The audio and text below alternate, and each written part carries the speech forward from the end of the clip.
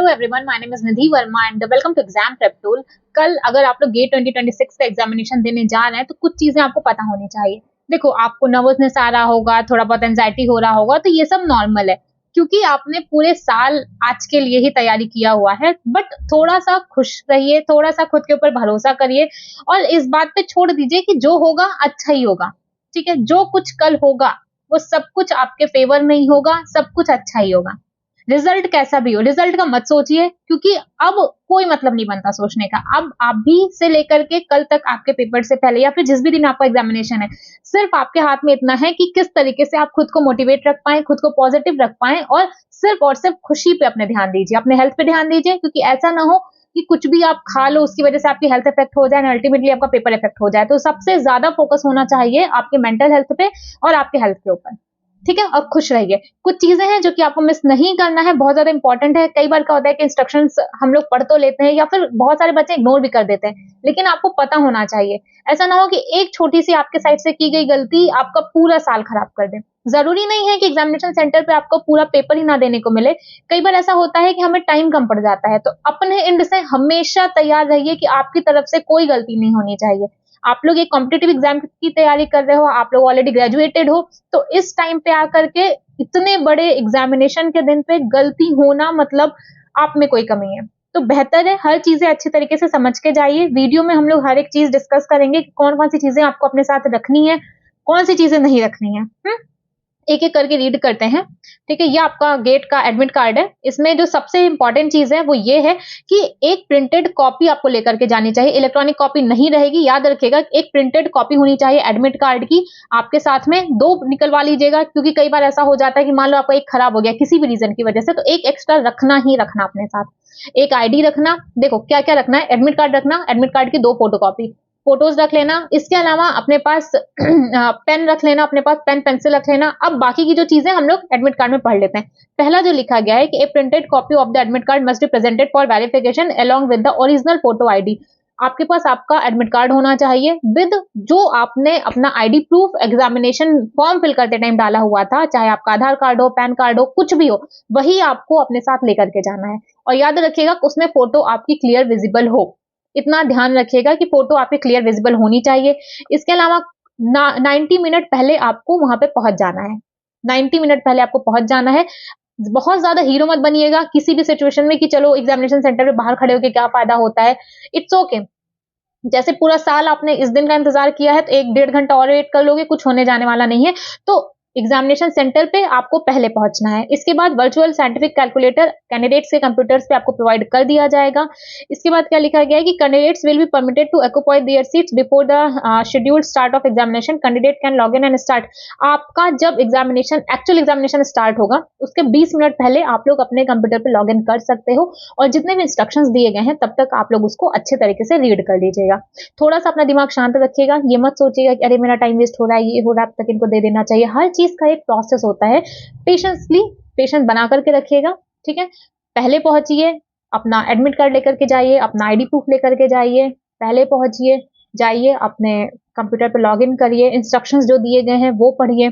इसके बाद scribble pad आपको प्रोवाइड किया जाएगा रफ वर्क के लिए। आपको स्क्रिबल पैड पे अपना रजिस्ट्रेशन नंबर और नेम फिल करना होगा। और याद रखिएगा कि जब आपका वो एक कंप्लीट फिल हो जाएगा उसके बाद आपको वो इन्विजिलेटर को देना होगा, वो आपको दूसरा प्रोवाइड करेगा। ये बात का ध्यान रखिएगा, एक साथ 2 नहीं प्रोवाइड किया जाएगा। कैंडिडेट्स को अपना खुद का पेन और पेंसिल लेकर के जाना है और साथ में आप अपना ही ट्रांसपेरेंट वाटर बॉटल भी लेकर के जा सकते हैं। ट्रांसपेरेंट जैसे आता है ना कि मान लो बिस्लरी का बॉटल ले लिया, किनले का कोई भी ले लो, ऊपर का रैपर हटा दो, ट्रांसपेरेंट हो जाता है। या फिर फ्रिज की बॉटल्स आती है ट्रांसपेरेंट, वो भी होती है, आप उसको भी लेकर के जा सकते हो। कई बार क्या होता है कि इतने लंबे ड्यूरेशन का आपका एग्जामिनेशन होगा, थोड़ा सा प्यास लग जाता है, थोड़ा ब्रेक लेने की जरूरत होती है, तो पानी अपने पास रखिएगा। सेंटर पे प्रोवाइड किया जाता है लेकिन कई सेंटर्स बहुत ज्यादा जर्जर की हालत में रहते हैं, तो बहुत ज्यादा सेंटर के ऊपर डिपेंड मत होइएगा कि हमें प्रोवाइड किया ही जाएगा। तो बेहतर है अपने साथ बॉटल रखिएगा, अपने साथ खुद का पेन और पेंसिल रखिएगा। इसके बाद लिखा गया है कि examination centre personnel are not responsible for the safety of. आपकी जो भी चीजें हैं, एक बात और, इलेक्ट्रॉनिक डिवाइस आपके पास नहीं होनी चाहिए, आपके पास फ़ोन नहीं होना चाहिए, आपके पास स्मार्ट वॉच नहीं होनी चाहिए। अगर कुछ लड़कियाँ मेरा देख रही हैं वीडियो, तो जो भी आप लोग कान में पहनते हो, गले में पहनते हो, ये सारी चीज़ें अपने घर पे रख कर के जाइएगा। सिंपल सी चीज़ है, जितना सिंपल होकर के जाओगे, उतना झमेला नहीं रहेगा, तो अननेसेसरी अपने लिए प्रॉब्लम मत क्रिएट कीजिएगा।